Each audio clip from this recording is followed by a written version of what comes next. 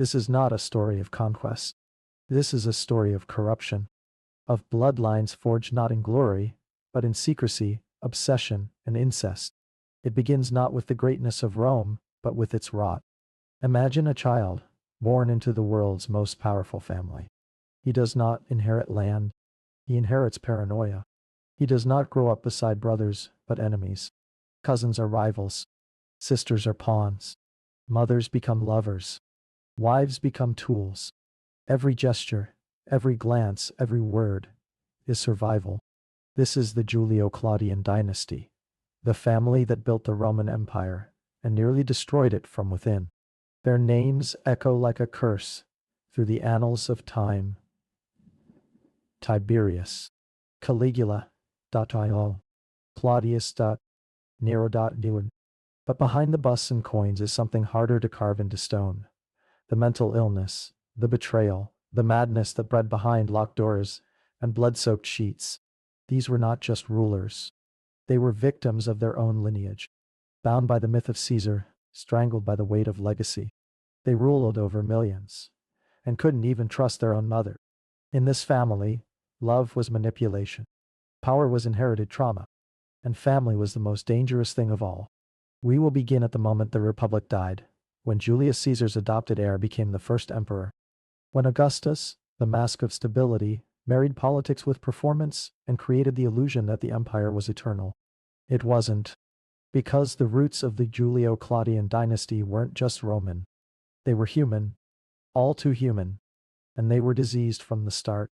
This is a history not of battles but of beds, not of Senate decrees, but of whispered plots and poisoned cups. It is the story of the emperor who married his own daughter, and the generations of twisted love and psychological collapse that made such a thing possible. Because when power becomes a family business, madness isn't a possibility. It's a pattern.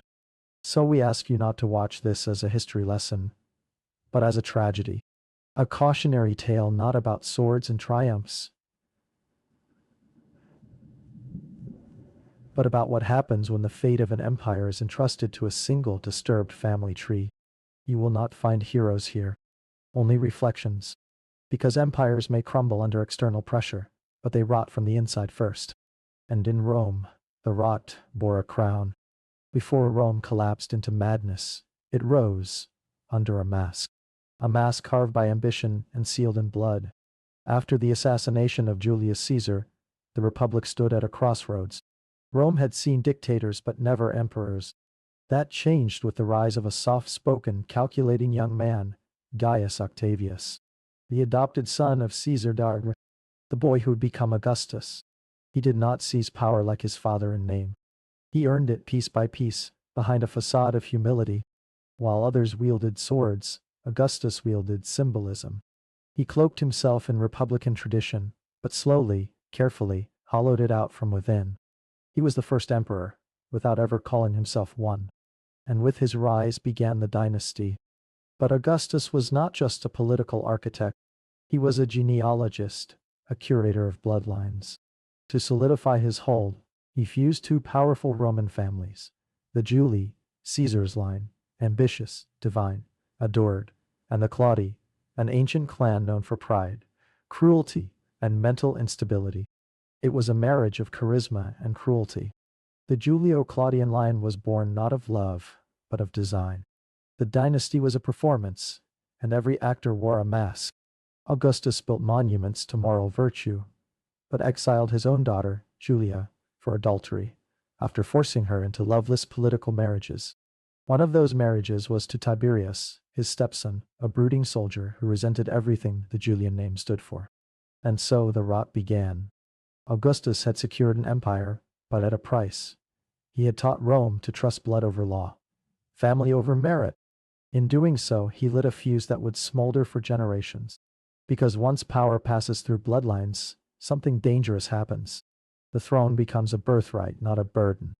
And in a family where emotion is weakness, masks are survival. Behind every embrace lay calculation. Every marriage was a transaction. Fathers disowned daughters. Brothers betrayed brothers. Mothers seduced power not for love, but for legacy. And all of it was wrapped in Roman virtue. Statues, temples, coins, all bearing the serene faces of an empire pretending to be stable. But underneath, the Claudian pride and Julian ambition were churning. Madness, entitlement, suspicion, they grew silently, like mold behind painted walls. By merging these families, Augustus had tried to immortalize himself. Instead, he birthed a lineage haunted by shadows. The sins of the Republic were never exorcised, they were simply given new robes and gold rings. This was not just a family tree. It was a time bomb. And soon, it would explode. The Claudii, arrogant, severe, deeply traditional, believed themselves superior to all others. They traced their lineage to Sabine kings and wore their disdain like armor. They were known for cruelty and cold detachment. The Julii, meanwhile, projected divine favor. Julius Caesar had claimed descent from Venus herself. The Julii were Rome's golden children, charming, ruthless, adored by the masses. Together, they were unstable chemistry. Augustus understood this. He tried to engineer the future. He chose and discarded heirs like chess pieces. But even he could not control the blood. And so, the stage was set. The dynasty was in motion. A lineage built on masks, each generation slipping deeper behind them. The Republic was gone, but its ghost remained, haunting an empire pretending to be ruled by reason while driven by desire. The question was no longer whether Rome would fall. It was, when would the family unravel? And who would bleed first? Power rarely lands gently. And for Tiberius, it came wrapped in chains. He never asked to be emperor. He never wanted to be loved. He was Rome's second emperor not by destiny, but by elimination. Augustus had exhausted his options. One heir exiled, another dead, a dynasty in need of continuity. So he turned to Tiberius, his reluctant, brooding stepson, and forced him into a role that would ultimately devour him. But before the crown, there was the marriage.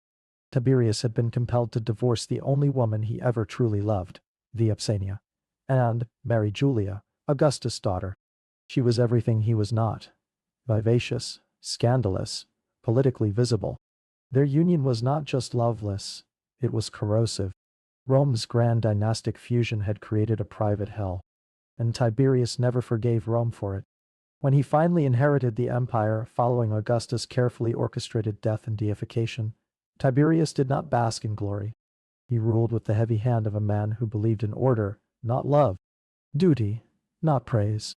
And when Rome disappointed him, when the Senate flattered him too much, when the people questioned too loudly, he walked away to the island of Capri. What happened next blurred the lines between fact and nightmare. From that rocky cliffside perch overlooking the sea, Tiberius retreated from the world, and the world began to talk. Dark rumors spread like rot through the streets of Rome, of boys flung into the sea after their use, of grotesque acts committed in hidden grottos, of paintings and statues imported not as art, but as instruction. Some accounts, especially those from Suetonius, accused Tiberius of using his isolation for perversion, cruelty, and ritual degradation. Others argue these were exaggerations, political slander from enemies after his death. But the truth lies somewhere between horror and convenience. Whether he did these things, or let others think he did, the damage was done. Capri became myth, and Tiberius, the ghost emperor, became a monster. His letters were cold, methodical, executions carried out without trial. Friends turned to spies. The Praetorian Guard, under the command of the ruthless Sejanus, became his claws in the capital. Rome no longer had an emperor present in body, only in command. And when Sejanus overreached, when he began eliminating rivals and consolidating power, Tiberius struck him down with the same icy detachment he'd shown his entire reign. But paranoia, once awakened, never sleeps. Tiberius began to see betrayal in every corner. He ordered killings by the dozens. Senators walked into the Senate chamber unsure if they'd walk out. Entire families erased with a signature. Capri was no longer just an island. It was a symbol of what happens when power becomes isolated from empathy, and rule becomes surveillance. Tiberius was not mad. Not yet. But he had become something worse. Indifferent. He had watched Rome praise Augustus' golden lie, and now he ruled through silence, fear, and exile. Where Augustus smiled, Tiberius withdrew. Where Augustus built monuments, Tiberius built files. Even his death was uncertain. Poisoned wine, some said.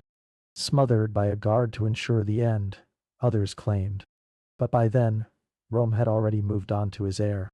The young, charming Caligula d'Artala. What no one knew yet was that Tiberius, cold, ruthless Tiberius, would soon seem merciful by comparison. Because Tiberius may have ruled from shadows, but his successor would rule from delusion. When Tiberius died, Rome exhaled. His heir was young, handsome, the son of beloved Germanicus, a boy raised in army camps nicknamed Caligula, Little Boots, by soldiers who once adored him. The people greeted his ascension with ecstasy. Statues were erected, sacrifices made. The Senate rushed to restore powers to the new Caesar. After years of icy rule from afar, Rome longed for a human face, a man who laughed, who cried, who spoke of restoring the Republic. For the briefest moment, they had hope. But power does not reveal character. It warps it. In Caligula's case, it unleashed something ancient and wounded. Within 6 months, the golden boy became a nightmare. Some say it began with illness, a terrible fever that nearly killed him. Others claim it was grief, trauma, or the weight of playing God too early. Whatever the cause, Caligula's mind began to split. He saw betrayal in every bow, treason in every glance. And he began to believe not that he was emperor by divine favor, but that he was divine. He dressed as Jupiter, claimed to be the living god, had temples built in his honor, demanded sacrifices made to statues in his likeness, and his obsessions turned inward, toward his family. Nowhere was this more disturbing than with his sisters. Drusilla, most of all. Roman sources whisper, or shout, of an unnatural relationship. Incest, worship, bar, possession. He ordered her deified upon her death, something never before done for a woman outside the imperial cult. Some claim he never recovered from losing her. Others claim he hastened it. The line between grief and madness blurred. Caligula's cruelty became theatrical. Executions performed for pleasure. A man who joked before having a senator disemboweled, who reportedly raped wives at banquets, then returned them to their husbands with a review of their performance. And the Senate, cowed by fear and confused by reverence, obeyed. Statues of Jupiter were ordered to have their heads replaced with Caligula's. Senators debated his divinity as if debating the weather. No one dared confront what was happening, that Rome was ruled not by a man, but by delusion. He made his horse, Incitatus, a priest, planned to make him consul, perhaps as a joke, perhaps not. He taxed marriages, lawsuits, even the air breathed in public, bankrupted the treasury on games and spectacles, built a floating palace, a bridge of boats across the Bay of Baiae, just to defy a prophecy that said he could no more become emperor than ride a horse across the sea.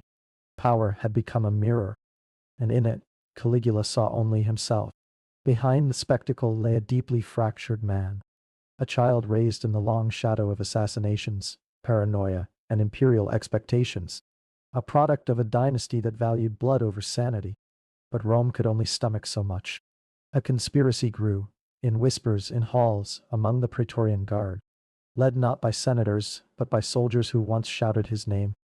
And on January 24th, 41 AD, Caligula was stabbed 30 times in a hallway of his own palace. The people did not rise in outrage. They did not weep. Many rejoiced. His body was dumped in a shallow grave. The man once hailed as a god now buried like a criminal. But his death did not end the madness. It simply passed the crown to another branch of the tree. A new emperor was needed, one that would be easy to control. And so, from behind a curtain, stammering, limping, dismissed as a fool, came Claudius. But Caligula had done more than terrify Rome. He had exposed it. He showed that the empire, for all its marble and might, could be ruled by whim, by mania, by a boy in a golden robe who thought himself immortal.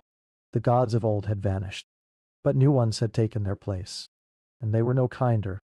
The murder of Caligula left Rome trembling. The Senate scrambled, hoping to restore the Republic. But the Praetorian Guard had other plans.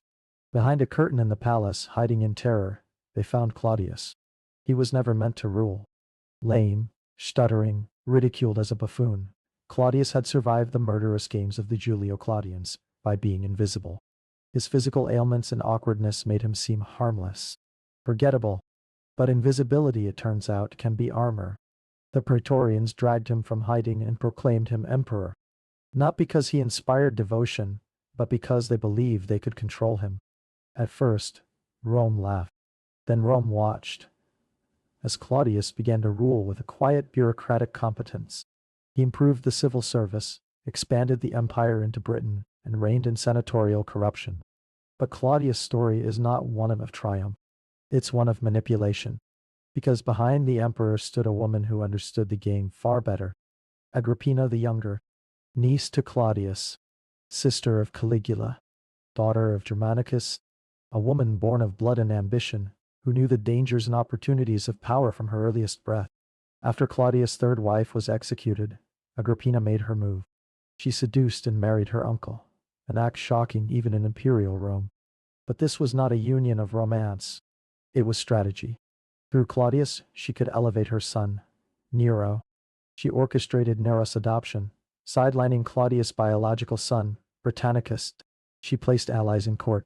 She appeared beside Claudius in statues, on coins, something no imperial woman had done so boldly before. Rome whispered, "Incest again." But this time, it was wrapped in dignity, in maternal virtue. Agrippina cloaked her ambition in the language of dynasty and duty. Behind closed doors, she was ruthless. Rivals were poisoned, obstacles erased. And then, Claudius died. The official story claimed mushrooms, a favorite dish.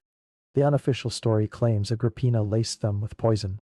Whether she killed him or not, she won. At just 16, Nero became emperor, with his mother as regent. In public, Agrippina was the guiding hand, the dignified matron, the power behind the purple. But power shared is power feared. Nero, growing into manhood, began to chafe beneath her control. And Agrippina, so skilled in survival, began to lose her grip. But before her fall, she had done what no Roman woman before her had done. She had ruled. Not from a throne, but from a marriage bed, from behind a curtain, from the nursery of an emperor. She had rewritten the rules, and in doing so, twisted the family tree tighter still. Uncle wedded to niece, mother to son, and beneath it all, the ghosts of Caligula and Drusilla, of Julia and Tiberius, of Rome itself. The Julio-Claudian line was no longer simply ruling Rome. It was devouring it. At 16, Nero became the emperor of Rome. He was beautiful, artistic, sensitive, everything a Roman ruler was not supposed to be. But he was also the final fruit of a poisoned tree. Behind his golden locks and poetic sighs stood his mother, Agrippina, the architect of his rise, the hand that fed and forged him. At first, Nero was compliant. He listened. He signed what she gave him. He ruled, but through her voice. But power has a way of hardening boys into emperors, or monsters. As Nero aged, he yearned to break free. From his tutors, from his senate, from his mother, Lord. Especially his mother. Agrippina had not raised a son. She had raised a weapon. But she forgot what happens when the blade learns to swing itself. Their relationship curdled. Once affectionate, then strained, now dangerous. She scolded him in public. She warned him against his lovers. She appeared beside him too often, in places Roman men thought sacred. And then she disappeared from his coinage, from his ceremonies, from his councils, but not from his thoughts. He tried to sideline her, then exile her, then, finally, kill her. The first attempt failed. A collapsible boat, rigged to sink in the night. Agrippina swam ashore, soaked and furious. She lived. So Nero tried again. This time, bluntly. Soldiers stormed her villa. Agrippina was stabbed in her bedroom. Some say as she fell, she offered her womb to the blade, the very womb that had borne him. With her death, something in Nero ruptured. He buried her with honors, then descended into madness. He became a performer, not a ruler. He took to the stage, played the lyre, acted in Greek tragedies while Rome burned in silence. He married twice. Both wives died mysteriously. Then came the most disturbing chapter. A young boy, Sporus, delicate, feminine, tall. Some said he resembled Agrippina. Nero had him castrated, dressed in the garments of a Roman bride, paraded him before senators and slaves alike, married him in a public ceremony. He called him by his mother's name. Was it guilt? Grief? Some festering wound he couldn't cauterize? Roman historians watched in stunned disgust. Tacitus, Suetonius, Dio, all tried to make sense of the spectacle. But madness does not explain itself. To understand Nero is to understand a boy raised in shadows, shaped by ambition, betrayal, and incestuous love. A child of calculated power taught that control and intimacy were interchangeable. He sang while Rome wept. He raced chariots while conspiracies bloomed. Eventually, the Senate turned. The legions rebelled. Nero fled trembling. He had ruled as a god. He died as a fugitive. And with him, the Julio-Claudian line fell silent, but not forgotten. Their story is not just one of emperors and poison. It is a map of psychological collapse, a bloodline where incest was politics, murder was policy, and identity was theater. And at the center of it all, a mother and son, bound by ambition and devoured by it. When Nero died in 68 CE, by his own trembling hand in a villa outside Rome, the Julio-Claudian dynasty died with him. There were no sons to carry the torch, no brothers to claim the throne, no mothers left to manipulate the next heir, only silence and a power vacuum. Rome reeled. Within a single year, 4 men would claim the imperial title. The year of the 4 emperors, a time of civil war, betrayal, shifting allegiances, and desperate bloodshed. The throne, once secured by divine lineage, was now up for grabs by anyone with enough swords and senators. But something had changed. Rome had learned. It would never again entrust its soul to a single bloodline. The imperial system survived, but only by shedding the illusion that heredity meant legitimacy. Future emperors would rise by adoption, merit, force, or intrigue, but not by birth alone. The gods had turned their faces away from family trees. In hindsight, the Julio-Claudian dynasty was not just a tragedy of individuals. It was a warning. A study in what happens when power is inherited without accountability. When trauma compounds over generations. When empire becomes a stage for personal demons. From Julius to Nero, the bloodline had ruled Rome for just over a century. In that time, they redefined the Republic, birthed a global empire, and carved their names into marble and myth. But beneath the triumphal arches and golden laurel crowns was something rotting. Incest, paranoia, performance, delusion. Rome had not been governed. It had been haunted. In the end, the empire outlived the family that created it. But it never truly escaped their shadow. Because power, once personalized, once mythologized, once made sacred, can never be entirely cleansed. It leaves stains. Names, echoes. The Julio-Claudians are gone. But the questions they leave behind about leadership, trauma, legacy, and madness still whisper through every corridor of history. And we, like Rome, must ask ourselves, who do we trust to carry the weight of power? And what becomes of us when that trust is broken?